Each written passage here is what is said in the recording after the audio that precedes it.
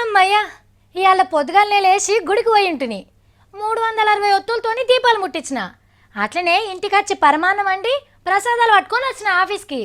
గిడ వార్తలు రాసే అన్నలు ఉంటారు కదా, గాలు తింటారని తెచ్చిన.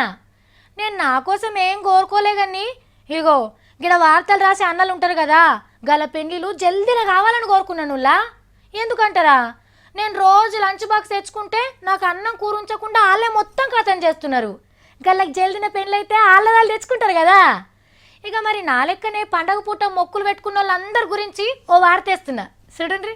కార్తీక పున్నం పూజలు మా సంబురంగా జరిగినాయి. ఒక్క పొద్దుండేటోళ్ళు ఒక్క పొద్దులున్నారు, సత్యనారాయణ కథలు చెప్పించుకునేటోళ్ళు కథలు చెప్పించుకున్రు.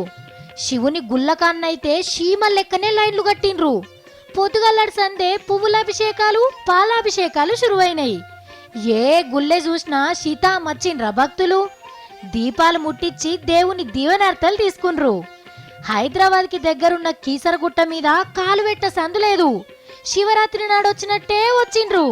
యములాడ రాజన్నతానికి ఏమొచ్చినా వచ్చిండ్రు.